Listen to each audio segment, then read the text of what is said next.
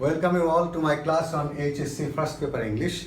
Dear students, in today's class I will explain lesson 2, Eating Habit and Hazards of Unit 5, and the title of Unit 5 is Food Adulteration. You know that in the previous class I explained paragraph, I mean the structure of paragraph and then different types of paragraph, and I also showed you a model of a paragraph. Now in today's class, basically the title of the lesson 2 is Eating Habit and Hazards. It's true.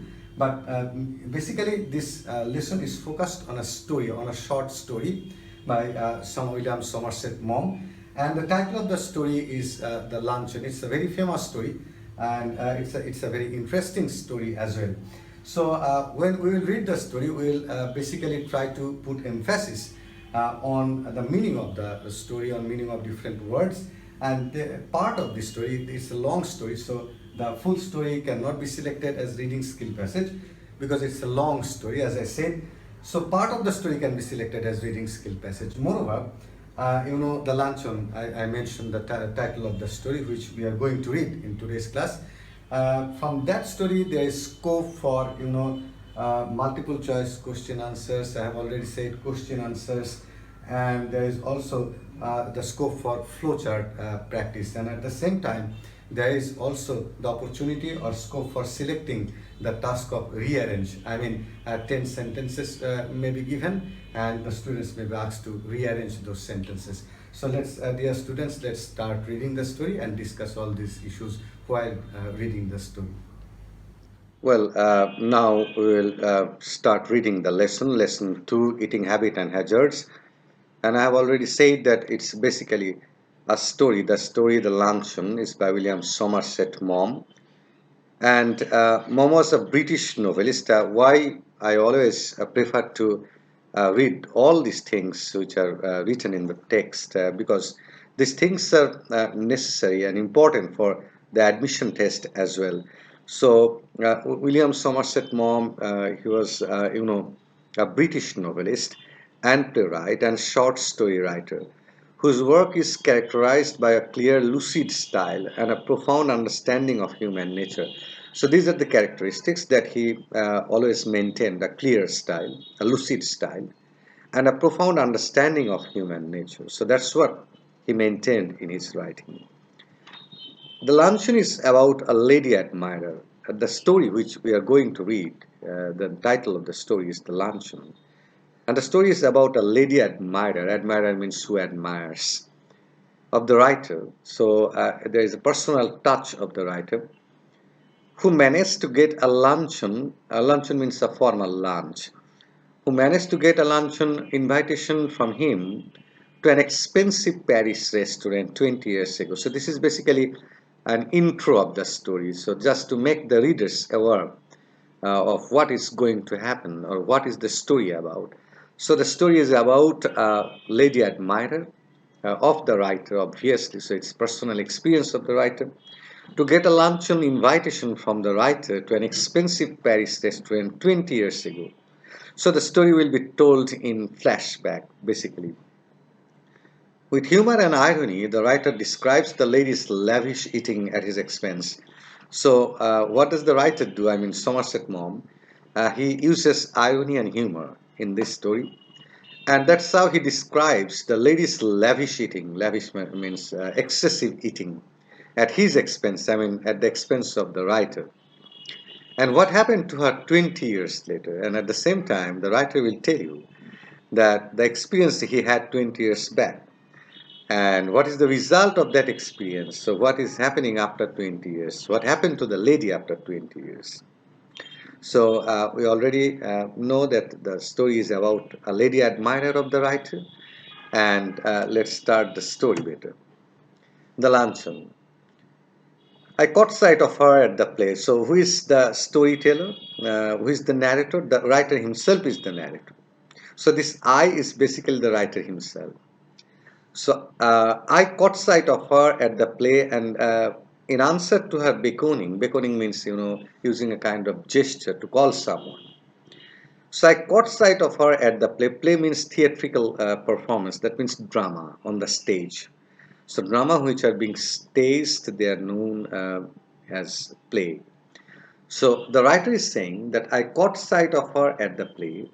So when a stage performance or a drama was going on, I met her, I saw her, and in answer to her beckoning, and when she called me by some gesture probably, I went over during the interval. So interval is the break in a play or even in movie. If you watch them, enjoy the movie in cinema hall or cineplex, you will see there is a kind of interval or break in the middle of the movie just to give a kind of relief to the audience. So I went over during the interval and sat down beside her. So the writer is saying that during the interval, I went to the lady and sat beside her. It was long since I had last seen her, and if someone had not mentioned her name, I hardly think I would have recognized her. So the writer is saying that it's long time that I have not met this lady, and if someone had not mentioned her name, I mean the lady's name, someone had uttered or mentioned the name of the lady, and that's why the writer probably could recognize her. And what does it indicate? It indicates that much change has taken place in the appearance of, probably in the physical stature of the lady. And this is happening now. She addressed me gaily, brightly. So the lady addressed the writer brightly, greeted the writer brightly. Well, it's many years since we first met. And the lady is saying that many years have passed since our first meeting. How time does fly. So how time does fly means time flies very fast. It's the lady who is saying now. So I repeat again, there is a meeting between the writer and the lady in a drama. So the lady called the writer by some gesture. The writer went over to the lady during the interval and the conversation started. And the lady is saying that we met many years back. We are none of us getting any younger, and we are not becoming younger. You probably we are becoming older. So why does the lady say this? Probably the writer was astonished to see that how age has left its influence on the appearance of the lady. Do you remember the first time I saw you? So the lady is asking the writer if he could remember the first meeting between them. You asked me to luncheon. The lady is saying that you invited me to a luncheon. Now the writer is saying, did I remember? So could the writer remember what happened in the past? So up to this, what is happening now? And now we will go back. It's called flashback. Now the writer will narrate incident which happened 20 years ago. And after 20 years, he met this lady again. So the story will again end at present, but between the starting and the ending, we are completely in the flashback. I mean 20 years back. So what happened 20 years back? What is the experience of the writer? It was 20 years ago and I was living in Paris. So the writer says that how did I come to know this lady? So if I want to share my ideas with you and feelings with you, then I must go back 20 years. It was 20 years ago and I was living in Paris. So 20 years ago, the writer was living in Paris. I had a tiny apartment in the Latin Quarter overlooking a cemetery. So uh, he had a very small apartment. In Latin Quarter, means the Latin Quarter in Paris is a popular place for the students and young writers. That means it's not that much expensive place. Overlooking a cemetery, burial ground. So there was a burial ground over there. So it's not a very expensive area. Rather, it's a cheap area, basically for the popular for the students and writers, young writers, obviously. And I was earning barely enough. So at that time, the writer used to stay there because his income was not high. And I was earning barely enough money to keep body and soul together. So my income, was not enough. And to keep body and soul together means somehow I could manage my livelihood. So it's a phrase to keep body and soul together, which means that somehow the writer could, manage his livelihood. She had read a book of mine, that means the lady admirer, and had written to me about it. So the lady had read a book of this writer, and she had written about it. I answered thanking her. So the writer answered the lady, giving thanks to her.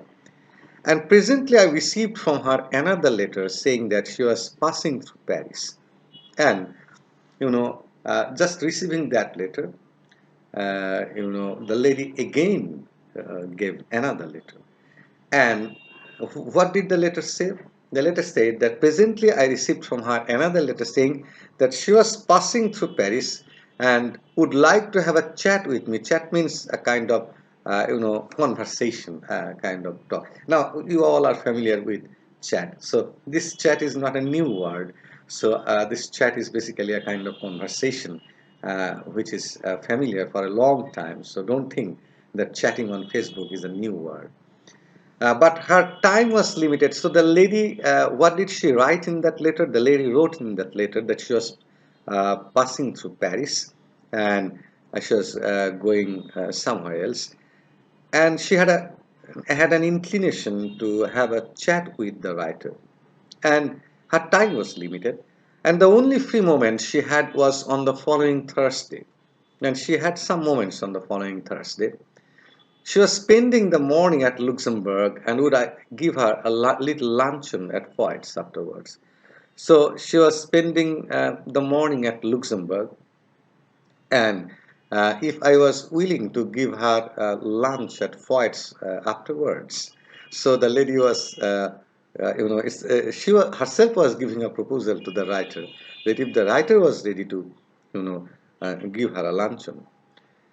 Foyt's is a restaurant at which the French senators sit. So the senators, the high officials, the government officials, the very high officials.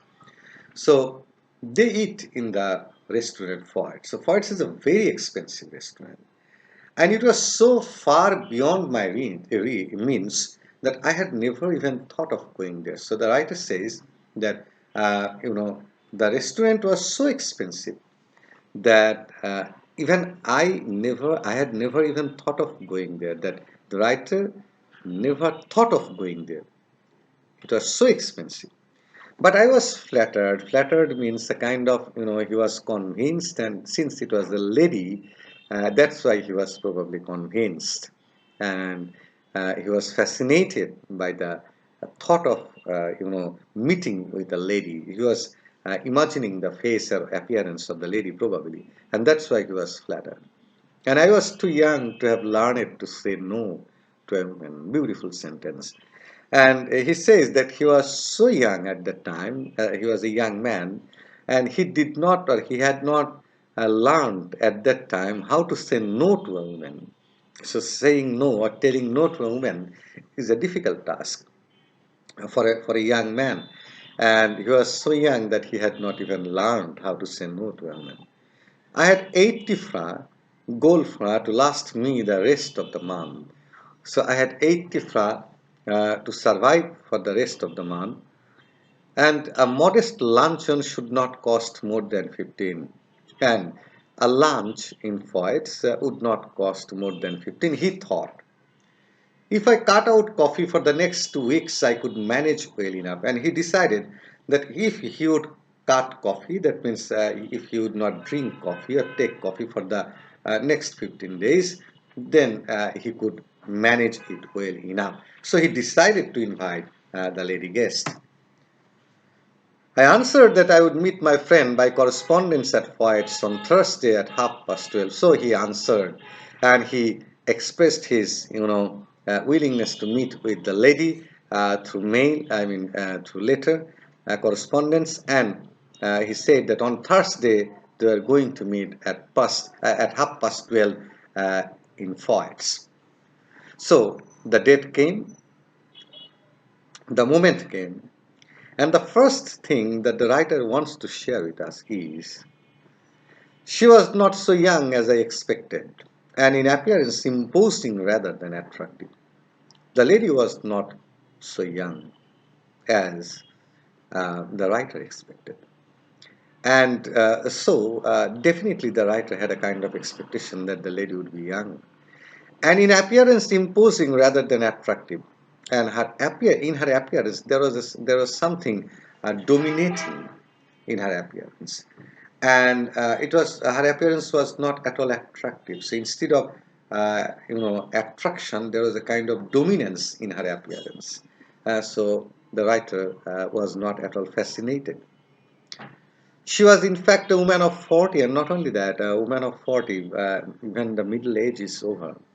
And she gave me the impression of having more teeth, white and large even. And what happened that she offered such a smile that with the smile, the lady probably wanted to show that she had more teeth, white and large teeth she had, than were necessary for any practical purpose. And her teeth were so big that the writer thought that she had more teeth, and the teeth were more larger and larger even to such an extent which were not necessary for practical purpose, that means for eating. She was talkative, so she was not at all impressive. She had large white teeth, and she was talkative, that means she talked too much. But since she seemed inclined to talk about me, I was prepared to be an attentive listener. But though the lady was talkative, she was inclined to talk about me, that means talk about the writer. I was prepared to be an attentive listener. So that's why the writer thought that, well, since she was talking about me, so everybody, uh, likes to hear something, fascinating about him, or appreciating something about him. I was startled when the bill of fare was brought. So bill of fare means the menu chart.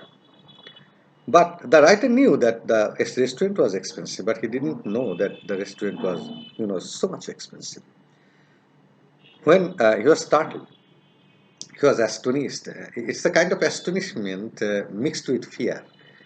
When the menu was brought, for the prices were a great deal higher than I had anticipated, because the prices were even higher than the anticipation or gaze of the writer. And there was a kind of look, I mean a kind of frightening look on the writer, which didn't escape the notice of the lady guest. And the lady guest, watching this, said, she assured me, I never eat for luncheon anything. I never eat anything for luncheon, she said. So the lady guest, knowing that the writer was afraid, observing the price of the menu, so she assured the writer, saying that I never eat anything for luncheon. So the writer thought that he was not experienced, and that's why the expression was clear on his face, and the lady could read the expression of fear, and that's why he became ashamed and said, "Oh, don't say that." I answered generously. So instead the writer said, "Oh, don't say that." I'd answered generously. So with generosity, he said, "Oh, don't say. Why will you not eat?" The lady changed partly of her previous, remark, just modified her sentence and said, I never eat more than one thing. So the first sentence was, I never eat anything for luncheon. And the second sentence is, I never eat more than one thing. So you can already observe the change in the remark. I think people eat far too much nowadays. So the lady says that I think that the people eat huge these days. A little fish, perhaps. I wonder if they have any salmon. So I don't basically eat anything for luncheon, but if they have salmon, then I will try it. So I hope that you have also got some ideas about salmon fish. Well, it was early in the year for salmon, so it was not the season of salmon, and it was early, and it was not on the bill of fare, and not only that, salmon was not on the menu chart. But I asked the waiter if there was any. But sometimes in these sort of expensive restaurants, it happens that the special dishes are not mentioned in the common menu chart. So you have to ask the waiter or the head waiter that if there is anything special which is not, written or mentioned in the menu. So since the lady guest expressed her desire to have salmon, that's why the writer asked the waiter and said whether there was any salmon. Yes, a beautiful salmon had just come in. So the waiter said that yes, a salmon has just come. It was the first they had had. So it was the first salmon in the season. And you can guess that how much expensive it could be because it was the first salmon fish. It's a sea fish, beautiful sea fish, and very expensive sea fish. I ordered it for my guest. The waiter asked if she would have something while it was being cooked. So I ordered it for my guest, and the waiter asked her if she would have something while it was being cooked. And the waiter said that it would take time to cook salmon. So, are you going to have anything when the fish was being cooked? No, she answered. The lady guest said, oh, okay, no, I will not eat anything. So you know that when you will give an order in such a restaurant, it takes time to prepare it. So when that sort of item is being prepared in between this time of your order and preparation, so they always will offer you to take something ready food or something like that. No, she answered, I never eat more than one thing unless you have a little caviar. I never mind caviar. So the lady said, that no, I don't eat more than one thing for lunch, but if you have caviar, then I am ready to have it. I never mind caviar. Do you know what is caviar? Caviar is mass of eggs, that means a fish egg, basically of sturgeon is again a kind of sea fish which is also very expensive, and caviar mass of fish, mass eggs of fish. So, and it is again very, very expensive item, caviar. So, the writer, my heart sank a little. So, the heart of the writer sank a little. Sank means, sinking, what is sinking, drowning. I knew I could not afford caviar. The writer says that he could not afford, that means he did not have the ability to buy caviar. But I could not very well tell her that. But it's not possible for a person to tell the guest that, oh, don't eat caviar because, it's humiliating for the host. I told the waiter by all means to bring caviar. So the writer told the, waiter to bring caviar. For myself, I chose the cheapest dish on the menu, and that was a mutton chop. And the writer, for himself, he was looking for the cheapest dish on the menu, and it was a mutton chop.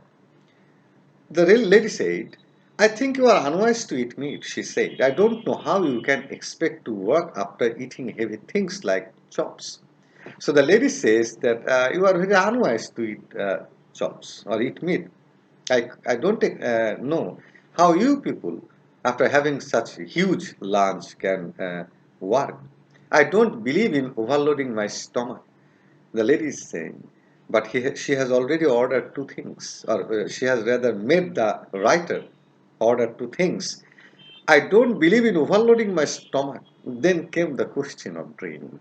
So, two things have already been ordered: salmon, very expensive fish, and caviar, mass eggs of sturgeon, a kind of sea fish, again very expensive.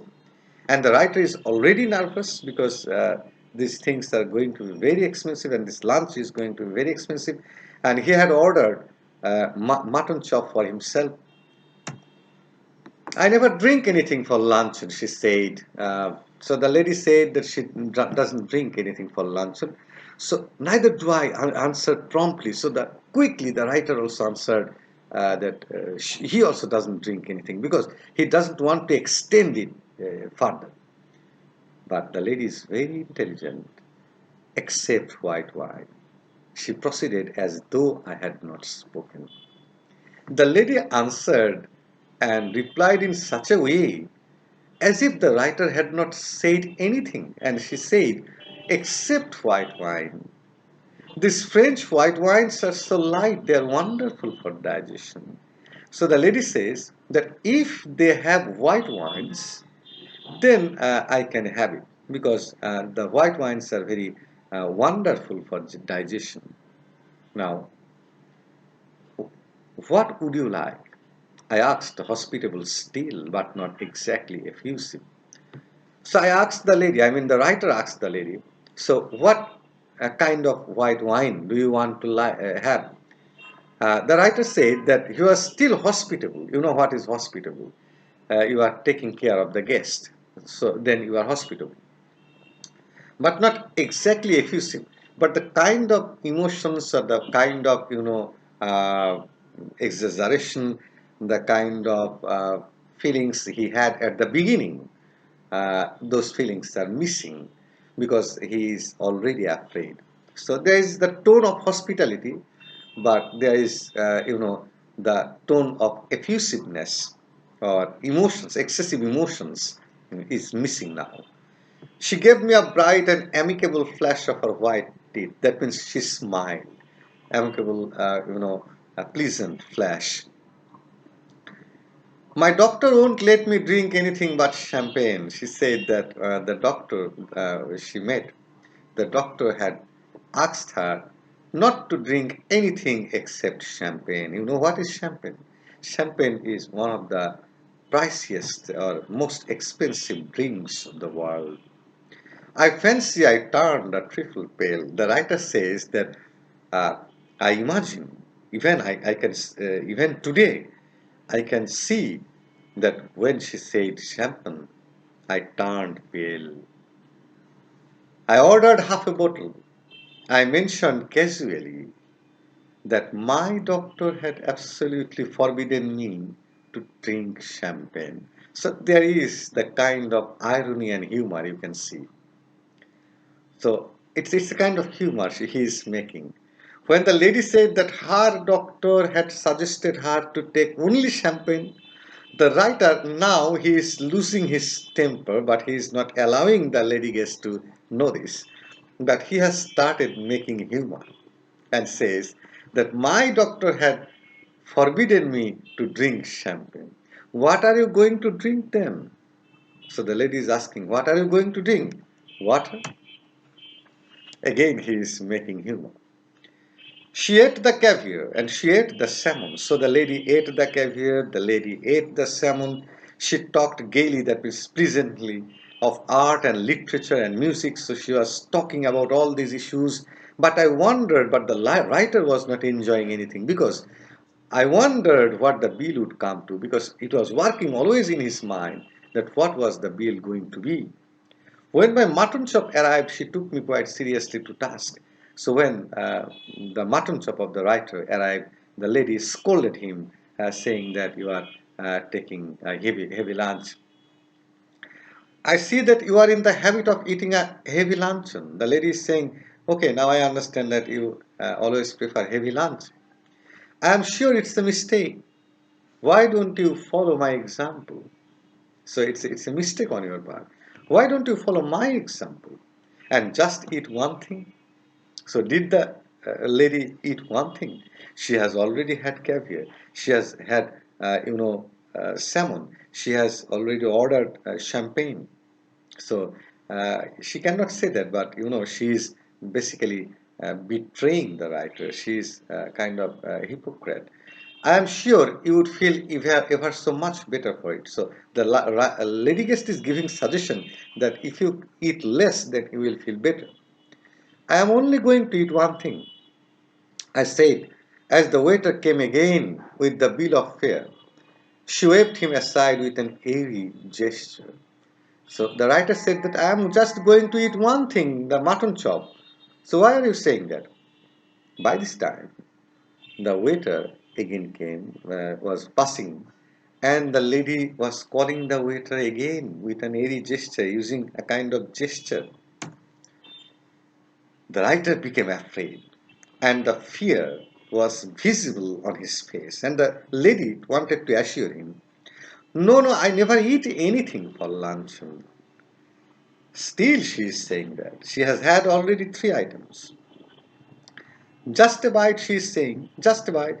I never want more than that. And I eat that more as an excuse for conversation than anything else. The lady is saying that I never eat anything for luncheon.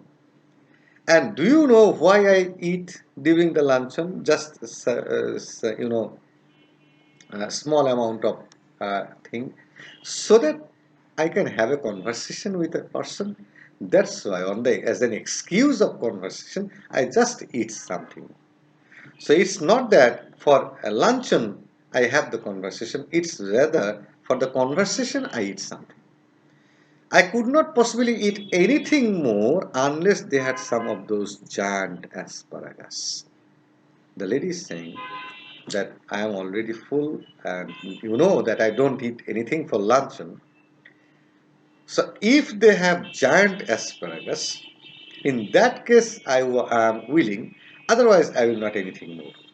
I should be sorry to leave Paris without having some of them. So if I leave Paris without having asparagus, I will be sorry. You know what is asparagus? Asparagus is a kind of vegetable, the most expensive vegetable in France. My heart sank. The writer again said that his heart sank. I had seen them in the shops. The writer says that he saw them in the shops, and I knew that they were horribly expensive. My mouth had often watered at the sight of them. And the writer says that my mouth had often watered at the sight of the asparagus. Madam wants to know if you have any of those giant asparagus. I asked the waiter. So the writer asked the waiter that if they had giant asparagus. I tried with all my might to will him to say no.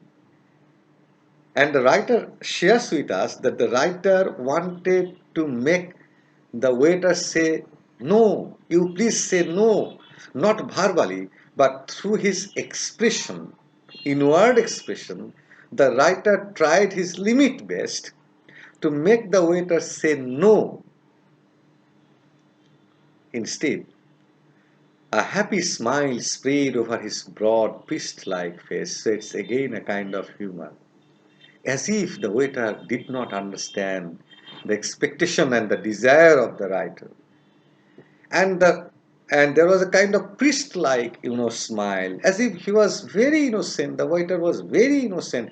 He could not understand the expression of the writer, and assured me that they had some so large, so splendid, so tender that it was a marvel.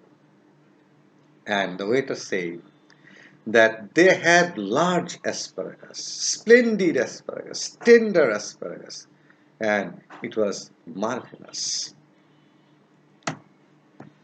I am not in the least hungry, my guest sighed, and the lady guest said, oh, don't think I am hungry, but if you insist, I don't mind having some asparagus. But because you are giving pressure on me, that's why I am saying that I will have some asparagus. Otherwise, I am not hungry. I ordered them. The writer again ordered asparagus. Are not you going to have any? The lady asked that, are you not going to have any asparagus or anything? No, I never eat asparagus. The writer is now, losing control. I know there are people who don't like them. The fact is, you ruin your palate by all the meat you eat. The lady says that I know that there are some people who don't like asparagus. And the truth is that you have completely destroyed your hunger. Palate means hunger. By taking the meat. We waited for the asparagus to be cooked. They were waiting for the asparagus to be cooked. Panic seized me. Panic means, fear. So the writer was seized with fear. Why? Because what was the bill going to be? It was not a question now of how much money I should have left over for the rest of the month, but whether I had enough to pay the bill. Now, the writer was not thinking about whether he could last or he could survive with the money for the rest of the month, but now it's a question that whether the money he had in his pocket was sufficient to pay the bill. The asparagus appeared. They were enormous, succulent, and appetizing. So the asparagus appeared, and the asparagus was enormous, big in size, succulent, full of juice, appetizing, that it was, creating the appetite, it was working like an appetizer. It was stirring the appetite. The smell of the melted butter tickled my nostrils, and when the smell of the melted butter sprayed over the asparagus, entered the nostrils of the writer, he was also mesmerized. Coffee, I said. So the writer was now not caring. Yes, just an ice cream and coffee, she answered. So when the writer offered that, well, let's have a coffee, the lady said, just an ice cream and coffee. Can you remember? She ate caviar. She ate salmon. She ate, champagne. She took champagne or drank champagne. And then she had asparagus. And now she is going to have coffee and ice cream together. I was past caring now. So the writer says that I was not caring at all now. I have just given it up. So I ordered coffee for myself and an ice cream and coffee for her. There is one thing I thoroughly believe in, she said, as she ate the ice cream, one should always get up from meal feeling one could eat a little more. So when she was having the ice cream, the lady, she was telling the writer that she believed in the philosophy that one should get up from meal feeling that she can still eat more. So the writer was really astonished and said, "Are you still hungry?" I asked faintly. So faintly the writer asked, "Are you still hungry?" "Oh no, I am not hungry." The lady guest replied, "I am not hungry, you see. I don't eat luncheon. You must have noticed that I don't eat anything for luncheon." Now, can you understand that how much she is exploiting the writer and how much irritating she is going to be gradually? After having so many things, she is saying, "I don't eat luncheon. I have a cup of tea in the morning." She says that I take a cup of tea in the morning and then dinner, but I never eat more than one thing for luncheon. I was speaking for you. I don't take anything for luncheon. I was basically speaking for you. The writer is saying, "Oh, I see." Then a terrible thing happened. While we were waiting for the coffee, the head waiter, with an ingratiating smile, inspiring smile, a smile full of gratitude, the head waiter came on his false face. The writer is also angry with the waiters because the waiters are not understanding the language of the writer's eye. So that is why the writer is also angry with the waiters. Came up to us bearing a large basket full of huge peaches, and the basket was full of peaches. They had the blush of an innocent girl. The writer is describing the beauty of the peach. It's a kind of fruit. They had the blush, they had the flavor, they had the brilliance of an innocent girl in the appearance. They had the rich tone of an Italian landscape, and they had the brightness of Italian, landscape. But surely peaches were not in season then. But remember, it was not again the season of peach. So Lord knew what they cost. So it was going to be again very expensive. "You see, you have filled your stomach with a lot of meat, my one miserable little chop, and you cannot eat any more." So the lady said that you have taken the chop, so that's why you can't eat anything more. But I have just had a snack and I shall enjoy a peach. But you have seen that I have just had a snack, so I'll enjoy a peach. The bill came. And when I paid it, I found that I had only enough for a quite inadequate tips. So when he paid the bill, you can remember that he had 80 francs in his pocket. So after paying the bill, he had only small amount of franc in his pocket, and he also gave it as a tip. And you know how much he had spent, that the tip seemed to him very inadequate. Her eyes rested for an instant on the 3 francs I left for the waiter, and I knew that she thought me mean. And the lady was, looking at the 3 francs. That means what they spent for the dinner, for the luncheon. They spent 77 francs, and only 3 francs were left.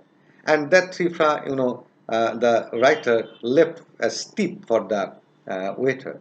And the lady was looking at the 3 francs, and the writer thinks that the lady thought him mean. And but when I walked out of the restaurant, I had the whole month before me, and not a penny in my pocket. But when the writer left the restaurant with the lady guest, he had the whole month before him, and not a single penny in his pocket.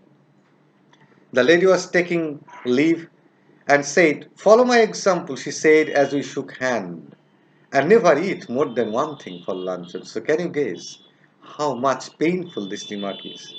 That when she was taking leave, she was saying that follow my example and never eat more than one thing for luncheon. The writer, uh, experienced it. I will do better than that. The writer, since he is a humorist, since he knows how to make humor, I retorted, I said, "I will eat nothing for dinner tonight." So he said to the lady guest that tonight I will eat nothing. "Humorist," she cried, gaily jumping into a cab, "you are quite a humorist." So she was jumping into the taxi cab, and she said that, "Well, you are really humorist, so you are not going to eat anything for dinner tonight. But I have had my revenge at last. I don't believe that I am a vindictive man. But the writer says that I have got my revenge uh, at last. And I do not believe that I am a vindictive man. But, you know, uh, when the immortal, vindictive means revengeful. But when the immortal gods take a hand in the matter, it is pardonable to observe that the result with complacency. So, when you know the matter is, the writer claims that he is not a revengeful man, but when the immortal gods take hand in the matter, but he believes that the immortal gods took revenge on behalf of him. And he says that if I look at the result of the revenge, then I hope that it's pardonable. With complacency means with satisfaction. And what is the revenge the gods have taken on behalf of the writer? Here gods, basically mythological gods, and mythological. There are many mythological gods and goddesses. So that's what the writer means. Today, look at the last sentence again. Today she weighs 21 stone. One stone equal to 14 pounds. So you can, if you multiply 21 with 14, so can you guess the figure? One stone equal to 14 pounds. So 21 stone, how many pounds? So I think you can gaze, and you can easily gaze or imagine a lady with such a huge weight. So the writer thinks that, I've already said, gods have taken revenge on behalf of him. So that's how the story ends. Now, remember one thing, that this story, is important. I said at the beginning of my lecture, for rearrange. You know what you will have in rearrange. There will be 10 sentences, and you have to rearrange the sentences. Or it can also be selected for question answer and multiple choice questions as well. It can also be selected for flowchart item. So there are many scopes for setting questions from this story. So I hope that I will again read it at home, and I hope that when you will read, you will understand the humor and irony of this. I mentioned all the humors when I was explaining this story. So with that hope, I want to conclude today's class. So thank you very much.